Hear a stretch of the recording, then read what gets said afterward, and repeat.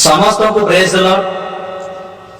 मोर प्रिय भाई एवं भौणी माने आसंतु आज विषय को आलोचना करिबा। आज विषयटी होछि जे लोक मानक सहित आपण मानकर जदिबा क्रोध अछि आउ जे लोक सहित जदि आपण माने जदिबा सेमानकु माने कोन सेमानक सहित कटु भाव राग हिंसा अछि सेमानकु क्षमा करंतु बोली कि से विषय जाने पे चेष्टा करे। पवित्र शास्त्र बाइबल लिखा जाए जदिबा काहारी विरुद्ध रे तुम मानक पाखर जदि किछि भी थाए माने सेमानक सहित कटु भाव राग एवं हिंसा जदि थाए तेबे सेमानकु क्षमा कर। कारण पवित्र शास्त्र बाइबल लिखा जाए तुमे माने जदिबा क्षमा न कर तेबे तुमानक सर्वस्व पिता मध्ये तुमानकु क्षमा करिबे। मोर प्रिय लोक माने आज अनेक लोक यीशु ख्रीष्ट विश्वास करछन्ती तथापि किंतु गोटे जिनिस बदलु नहीं काहेकि अनेक लोक अछन्ती केवल सेटा कोन राग सेटा प्रभु यीशु ख्रीष्ट मध्ये चाहिथिले करिथान्ते तांको जेते बेले क्रूस ऊपर चढ़िले आ तांको कड़ा प्रहार मरागला और तापर तांको मुंडरे जो कंटार मुकुट पिंधा गला सेते बेले दरकार पड़थिले से रागी की से कोन करथान्ते नहीं कोन करथान्ते किंतु कोन कले से प्रेम कले सेही प्रेम को आमे माने करबा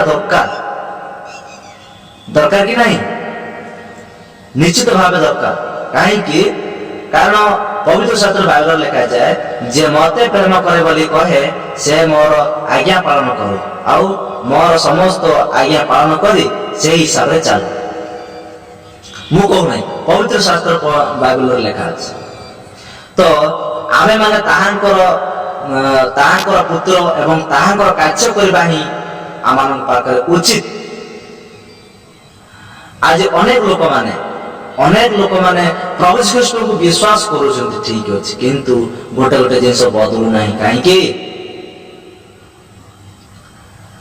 बदलिबा निहाती दरकार। मोर प्रिय भाई माने का सहित कटु भाव का सहित राग का सहित हिंसा ये सब विषय आमानक पाखे कोनसी अधिकार नाही।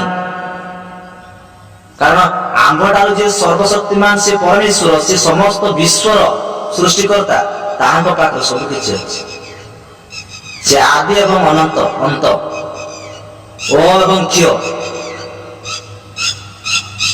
मोर प्रिय लोक माने तो मनुष्य भाव राग केते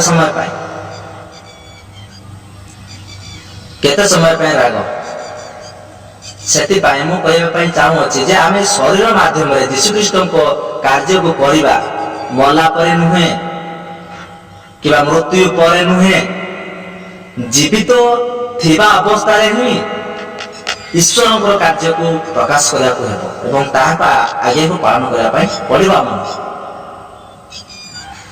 तो एते कोन आपण माने शिखिले तो जदि बा मु किछि भूल करि थाए ते मते क्षमा कर देबे। रहिले वीडियो रे समस्त को praise the Lord, God bless you.